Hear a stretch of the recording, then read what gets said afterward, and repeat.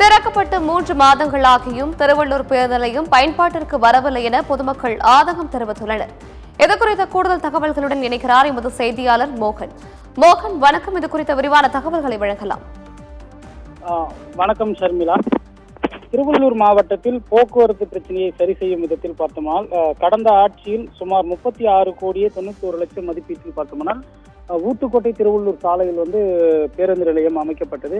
இந்த பேருந்து நிலையமானது அதாவது நீண்ட நாட்களாக கட்டப்பட்டு வந்த நிலையில் தேர்தலுக்கு முன்பாக பார்த்தோம்னால் அவசர கதியில் முன்னாள் முதலமைச்சர் மு.க. ஸ்டாலின் அவர்கள் காணொலி காட்சி வாயிலாக இந்த பேருந்து நிலையத்தை திறந்து வைத்தார். குறிப்பாக கடந்த 4/3/2006 அதாவது 3 மாதங்களுக்கு முன்பு இந்த பேருந்து நிலையம் சரிவர கட்டப்படாமலேயே அவசர கதியில் திறந்து வைக்கப்பட்டது.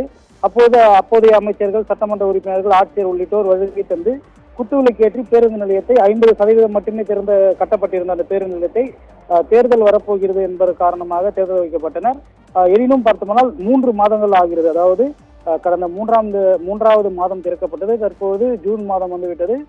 இந்த தேதியில் கூட பார்த்தோம்னால் தற்போது அங்கு கம்பிகள் கட்டும் பணியும் நடந்து வருகிறது. குறிப்பாக மக்கள் பேருந்து நிலையத்துக்கு செல்லுவர்கள் கடும் போக்குவரத்து நெரிசல் உள்ளிட்ட பல்வேறு காரணங்களுக்காகவே அதாவது நகர்ப்புறத்திலிருந்து ஒதுக்குப்புறமாக இந்த பேருந்து நிலையம் அமைக்கப்பட்டது.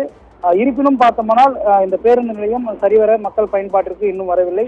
குறிப்பாக பார்க்க போனோம்னால் மின்சார லைன்கள் கொடுக்கவில்லை, நீர் இணைப்புகள் கொடுக்கவில்லை. அதே போன்று கழிவுநீர் செல்லக்கூடிய கால்வாய்களை சரிவர கட்டப்படாமலேயே தற்போது அந்த பேருந்து நிலையம் கட்டப்பட்டு வருகிறது.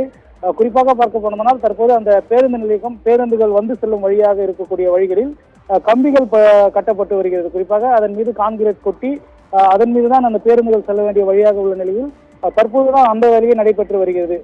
இவ்வளவு வேலைகள் நடைபெற்றுக் கொண்டிருக்கும் போது 3 மாதத்துக்கு முன்பு இந்த பேருந்து நிலையம் செயல்பாட்டுக்கு வந்ததாக அங்கு கல்வெட்டு அமைக்கப்பட்டிருக்கிறது. இதனிடையே பார்த்தோம்னா தேர்தலுக்காகவே இந்த பேருந்து நிலையம் திறக்கப்பட்டது என்று அப்போதெல்லாம் ஒரே பேசுபொருளாக இருந்த நிலையில் அது தற்போது உண்மையாகி உள்ளது. ஏனென்றால் 3 மாதங்கள் ஆகியும் இன்னும் அந்த பேருந்து நிலையம் இப்போதுதான் ஒரு 80% பணிகள் மட்டுமே நிறைவடைந்து உள்ளது என்று மக்கள் குற்றச்சாட்டி வருகின்றனர்.